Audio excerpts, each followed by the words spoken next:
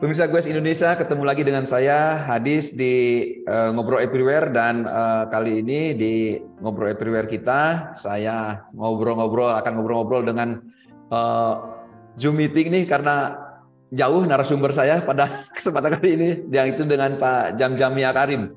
Beliau adalah dosen di Sekolah Tinggi Ilmu Sosial Ilmu Politik Raja Ali Haji ya. Raja Haji ya. Baik. Nah ini udah gabung nih dengan Pak Jamjami. Selamat siang Pak Jamjami. Selamat siang Mas Aris dan para pemirsa Goes Indonesia. Baik. Sehat Pak ya? Sehat, alhamdulillah. Alhamdulillah, syukur. Ada COVID lagi sebenarnya nih. Baik. Di Pinang lagi musim apa nih? Habis Jumatan, tapi habis Jumatan tiba-tiba cuaca mendung. Untungnya listrik sudah nyala. Siap. Tadi kebetulan menjelang Jumat tuh listrik mati. Saya khawatir juga, waduh ini bisa nggak kita ngadakan Zoom ini? Iya. Alhamdulillah berkat doa Mas Haris, karena yang ngundang Goes jadi nyala nih listrik. Iya. Alhamdulillah. Pak Jam, kita langsung ke ini, pemirsa Goes Indonesia, kita akan lanjutkan ngobrol kita di Ngobrol Everywhere. Pak Jamjami, ini kan kita udah tahu nih di tahun 2024 ini secara nasional gitu ya, kita akan warga Indonesia atau seluruh bangsa dan negara ini akan pesta kembali, pesta yang rutin 5 tahunan. Pak Jamjami melihat untuk 2024 secara umum bagaimana? Ya, kalau secara umum nampaknya memang karena 2024 ini merupakan pemilu serentak, ya baik pemilu legislatif maupun pemilu presiden, termasuk juga pemilu pilkada. Betul. Walaupun mungkin jeda waktunya agak terpisah ya antara pemilu legislatif presiden dengan pilkada. Ya. Tetapi yang jelas 1 tahun 2024 itu momentum pemilihan umum itu dilaksanakan secara serentak, termasuk pilkada. Nah, tentu saja karena dia melibatkan pilkada secara serentak dengan pemilu, maka ini saya lihat ini tentu merupakan satu kesibukan yang sangat luar biasa dalam rangka menghelat pesta demokrasi di tahun 2024 ini. Nah, kalau kita lihat pendaftaran partai-partai sudah dilakukan, verifikasi sudah dilakukan. Mudah-mudahan tidak ada kendala ya. Baik. Dan bisa dilakukan secara lancar tahapan-tahapan itu. Betul. Tinggal kita akan melihat dinamikanya. Nah, dinamikanya yang paling ramai mungkin adalah persoalan pencalonan, baik pencalonan calon anggota legislatif di pusat maupun daerah, maupun nanti ini pasangan-pasangan siapa yang akan jadi calon presiden dan berpasangan siapa. Presiden di kepemimpinan nasional ya. Kepemimpinan nasional maupun di tingkat provinsi. Baik. Dan itu dinamikanya akan unik. Kemungkinan di tingkat nasional mereka bersatu, di tingkat provinsi mereka berpisah. Pak Jan, sebelum dilanjut, ini kan pengalaman yang kedua ya yang kita lalui atau kita lakukan di tahun 2019 yang lalu kan sama juga nih.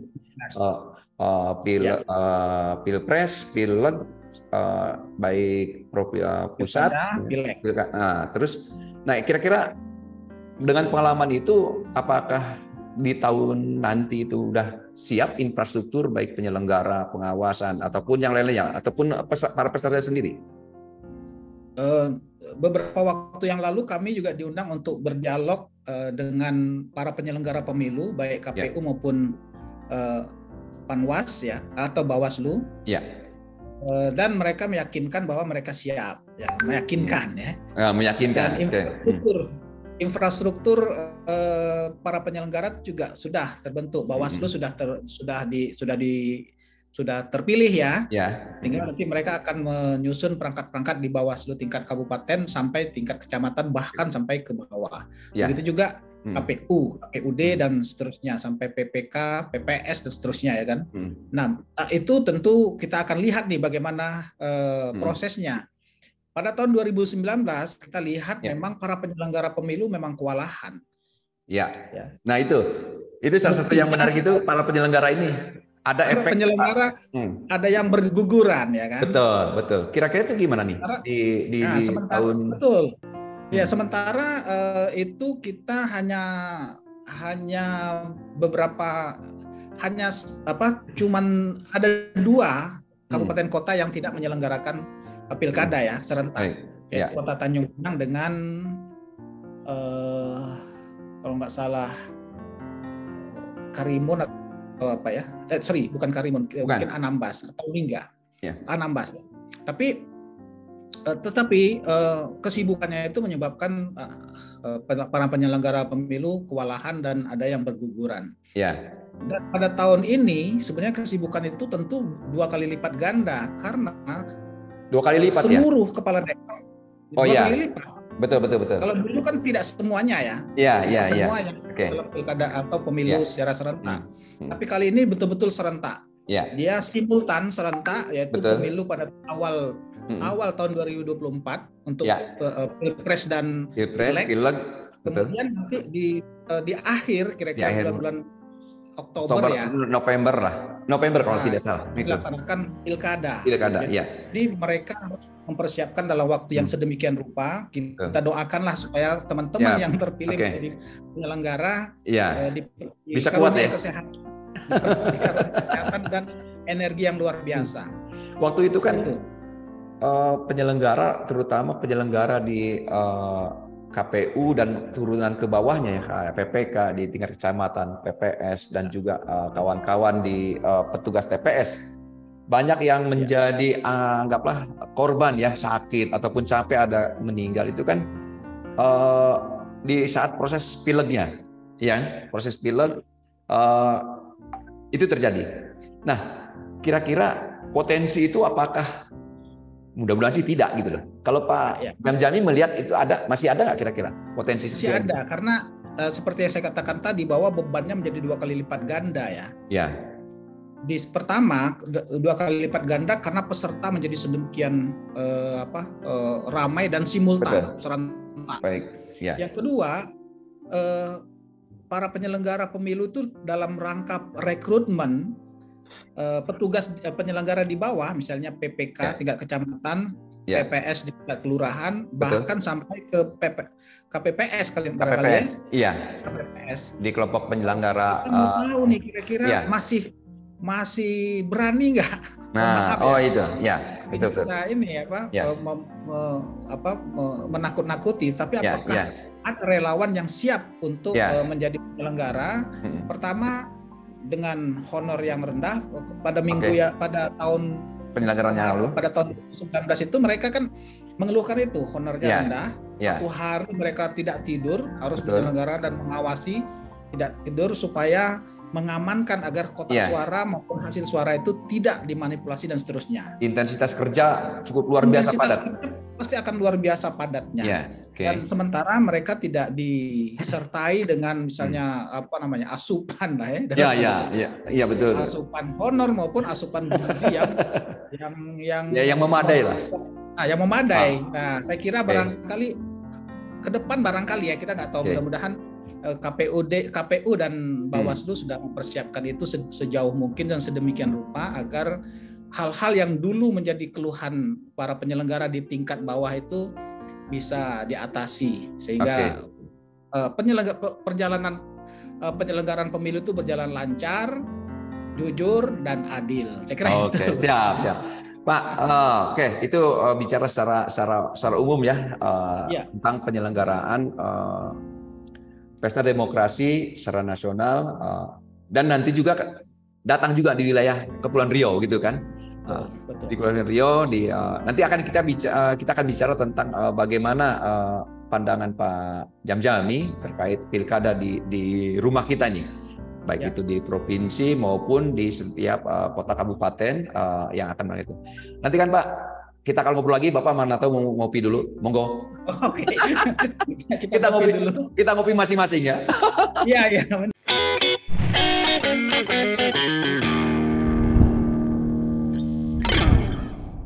Pemirsa Goes Indonesia, kita akan lanjutkan lagi obrolan kita nih. Baru mulai aja udah langsung semangat dan hangat. Iya, Ya. Pak, ya, sekarang kita menyoroti tentang pilkada di wilayah Kepulauan Riau secara umum.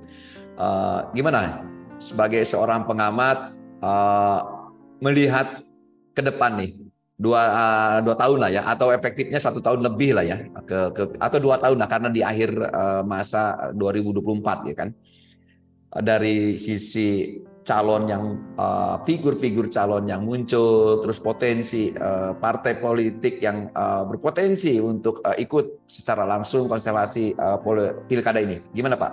Kita bicara tentang Kepri dulu deh. Oke, tentang Kepri-nya. Tentu kalau kita bicara tentang Kepri dan calon-calon peserta dalam pilkada, ya. Calon-calon itu kan pertama-tama pintu masuknya adalah melalui partai politik. Baik. Itu pintu masuk yang tidak bisa diganti. Betul. Karena itu aturannya. Nah, karena itu paspor tiketnya ada di situ gitu. Tiketnya melalui partai politik katanya. Iya. Persoalannya sekarang partai politik itu di tingkat nasional masih masih seperti kocok ulang gitu. Baik. Tidak seperti di pemilu tahun 2019 kita tahu ada paling tidak dua kekuatan. Ada dua poros ya, ada dua poros.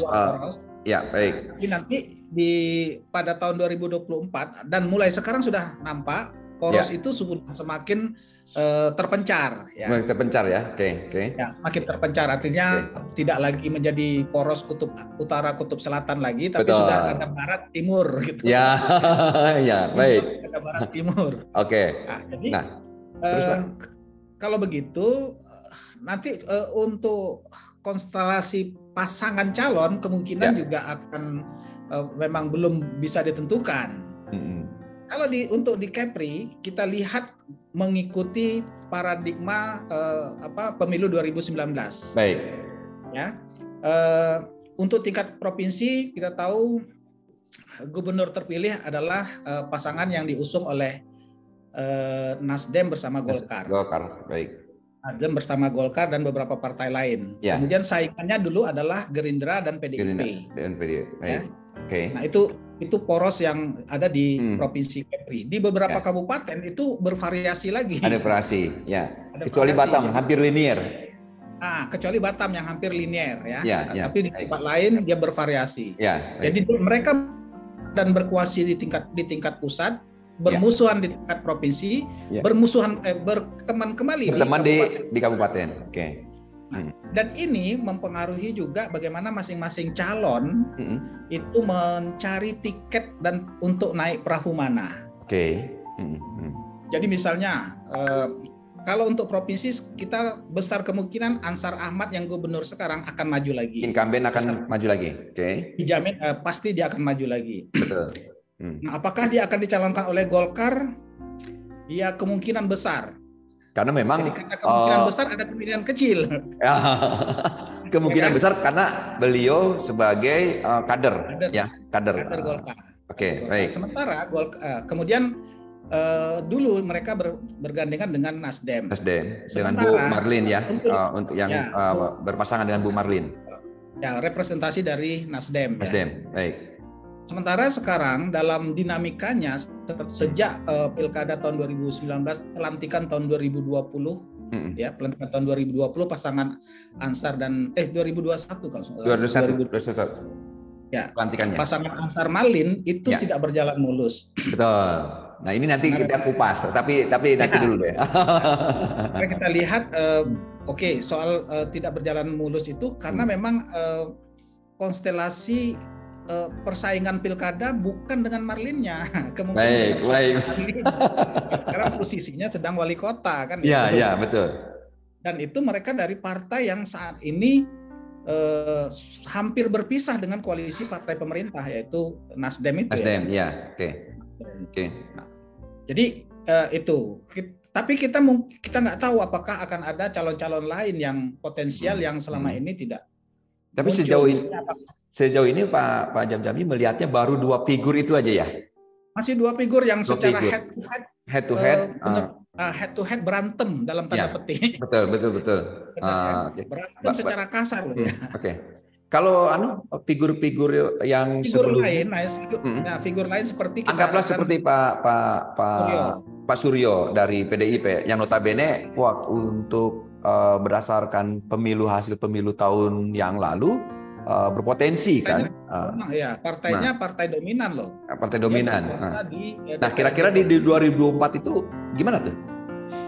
Ya, kalau beliau akan maju, ya kalau berkaca pada pemilu 2019 nampaknya mungkin beliau akan kalau menurut saya bahasanya kapok barangkali ya, karena ada beberapa kali baik. ternyata suara PDIP itu tidak cukup bisa berkembang. Tidak cukup berkembang pada saat pilkada. Beda dengan waktu pileg ya. Betul, pada saat pilkada beliau itu memang 100% didukung oleh PDIP. Betul. 100% PDIP, tetapi PDIP hanya memperoleh sekitar 20 sekian persen suara. Betul. Sesuai dengan kursinya yang ada di DPRD. Di DPRD provinsi. Jadi sekitar 20% itulah yang mengisi pundi suaranya Suryo bersama siapa kemarin pasangannya dari dengan Iman. Jadi Gerindra. dia nggak nambah suaranya, mestinya dia berkoalisi dengan partai lain, dia harusnya ada oleh partai harus lain. Nambah gitu ya. Baik. Nah, artinya mungkin Pak Suryo pikir ya dia hanya didukung oleh murni dari suara PDIP. Suara di luar PDIP itu tidak memberi sumbangan berarti pada beliau. Jadi rasanya mungkin kalau dia mau maju lagi tentunya harus menghitung ulang lagi ya. Menghitung ulang betul-betul secara cermat, betul meyakinkan bahwa dengan siapa yang akan berkontribusi gitu ya. Karena kita tahu juga sebenarnya di kalangan Golkar, terutama di kalangan politisi Golkar juga banyak orang-orang Golkar yang dekat dengan Suryo ya. Baik. Cuman kenapa kok nggak tumpah suaranya ke Suryo? Ke situ, Pak Jam. Begini, kira-kira kan untuk ini kan pileg dulu nih, pileg di awal tahun, anggaplah begitu, awal tahun 2024, terus pilkada di 2024 juga di akhir tahun. Nah, di akhir tahun. Kira-kira kan kalau aturan kan jelas siapa peraih suara terbanyak atau suara dan kursi berpotensi untuk bisa mencalonkan langsung gitu kan? Tidak mesti. Kalau di tingkat nasional ada presidensial threshold-nya ya. Betul. Kalau di tingkat provinsi pun demikian kan gitu kan? Ada parliamentary threshold-nya gitu ya. Betul. Nah, kira-kira kalau berpijak dengan aturan itu, ini kan otomatis dong 2000 pilkada itu berpijak di hasil pilegnya, ya kan? Nah, kira-kira dari partai yang sekarang PDIP, mungkin itu ada Golkar, ada Nasdem, partai-partai yang inilah sekarang menduduki pimpinan di DPRD provinsi. Kira-kira formasinya masih begitu atau gimana? Menurut Pak Jam? Ya sekarang kalau kita lihat, coba kita hitung dulu, yaitu pimpinan DPRD provinsi itu ada PDIP, Golkar, kemudian Nasdem ya, sama PKS. Satu lagi PKS. Ya. Nah, formasi itu apakah itu kan representasi dari perolehan suara pada saat itu kan 2009. Kira-kira untuk 2024 formasi itu masih atau bagaimana menurut Pak Jam? Ya, formasi ini mungkin masih ya, seperti PDIP dan Nasdem kemungkinan dia akan menjadi leading juga ya di sini, karena kalau Nasdem saya kira dia bertahan bersama PDIP, Golkar juga demikian, hanya barangkali PKS. Mungkin PKS akan sama, mungkin formasinya sama dengan pemilu pemilu legislatif tahun 2019. Kemungkinan sama ya, karena kalau kita lihat kinerja masing-masing partai itu nampaknya hanya 4 partai inilah yang nampaknya betul-betul dinamis dan sangat masif untuk itu ya. Masif dalam melaksanakan kerja-kerja politik mereka. Artinya kurang kuat. Ya, artinya gambaran secara umum pun kecenderungan untuk figur-figur calon di pilkada itu tadi udah disampaikan 2 ya, kecenderungannya itu kan dari incumbent Pak Ansar dan boleh jadi berpotensi Pak Wali Kota Batam Pak Rudi dengan Beliau juga sebagai ketua Nasdem provinsi, dan boleh jadi mungkin dari dua partai yang lainnya. Kira-kira partai yang lain, benar. Ya, dua partai yang lain kan dulu 2000 Pilkada 2019 ya, 2020 kemarin. Ya. Calon dari PKS itu hampir mengimbangi suara Ansar ya, yaitu Bu Suryani dengan Pak Istianto. Artinya ya PKS ini dia bisa punya tiket sendiri gitu. Kalau dilihat dari situ ya. Kalau dilihat dari situ ya, kalau kita lihat 2019 kan pasangannya 3 pasang calon. Ya. 3 pasang calon. Kalau seandainya nanti Golkar bersendiri tanpa bergandengan dengan Nasdem, bisa jadi 4 pasang calon. Misalnya PDI punya calon sendiri, kecuali PDIP sesuai dengan konstelasi nasional mereka bergandeng tangan dengan Golkar ya. Baik. Kita nggak tahu. Berarti ada kecenderungan, ada juga potensi begitu ya. Golkar dan PDIP seperti itu. Atau ya, Pak Jam karena melihat ada semacam kemesraan di minggu-minggu terakhir ini antara Pak Ansar dengan Pak Suryo? Iya, sebenarnya Pak Ansar dia mungkin waktu bersaing dengan Pak Suryo pada 2019 itu agak pekewo, makanya oleh suara kemenangan langsung menghadap Pak Suryo. Itu kita lihat ya peristiwanya pada tahun 2020. Mungkin karena mereka pernah berpasangan pada sebelumnya, betul. Oke, Pak. Nah, kemudian nanti bisa saja bergandengan tangan lagi gitu ya. Kalau urusan misalnya laporan ke staf khusus itu selesai gitu ya. Pak, kalau berandai-andai, anggaplah begitu. Nah, kira-kira Pak Rudi sebagai anggaplah Nasdem bisa ini, kira-kira dengan siapa? Kalau Bapak melihat ya. Oh, Nasdem ya.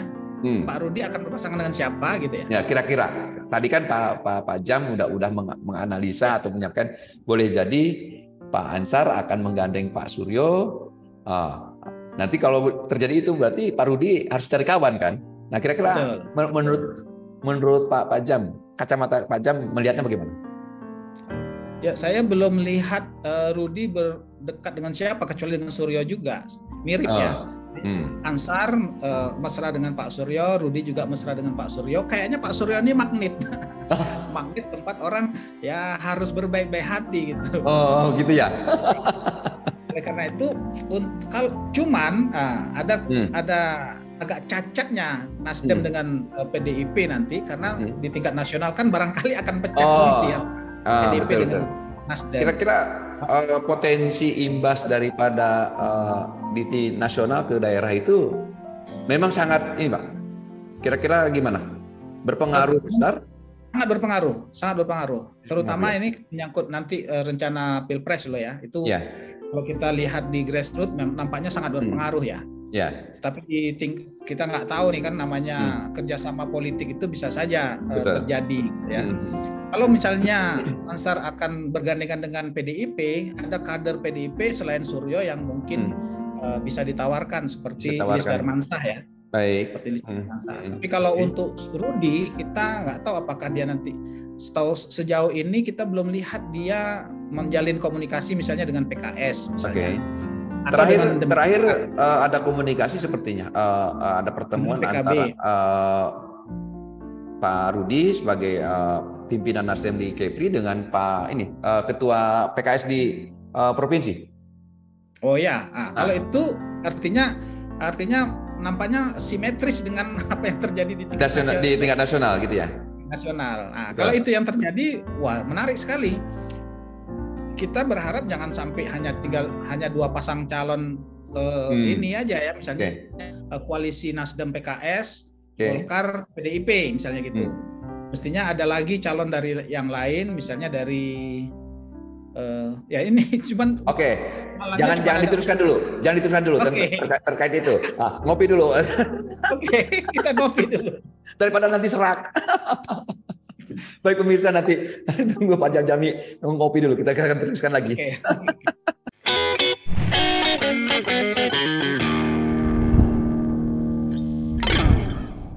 Oke, Pak Jam, tadi sempat disinggung ya, berharap sih tidak hanya dua pasangan gitu ya, dua pasangan artinya head to head, karena kalau head to head ini udah jelas, kalau tidak si A ya si B. Nah, tapi kalau lebih daripada dua, anggaplah tiga, artinya kayak kemarin ya, tahun yang lalu ada tiga. Ya. Jadi masyarakat pun dihadapkan pada beberapa pilihan, gitu kan. Nah, dan kira-kira potensi untuk lebih daripada dua pasangan calon, kira-kira menurut Pak Jam ada nggak? Ada, karena kemungkinan PKS sendiri itu juga kuat. Ya.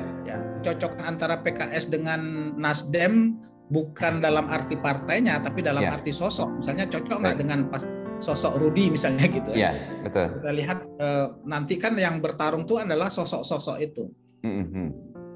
Rudi, sementara di PKS ini kita nggak tahu siapa, apakah masih mengusung Ibu Suryani, baik, atau Pak Raden atau Pak Raden ya, duanya. Itu kita nggak tahu. Nah, mungkin itu PKS akan berjalan sendiri kalau seandainya nanti suaranya signifikan ya. Tapi ancaman dari PKS ini sebenarnya datang dari PKB.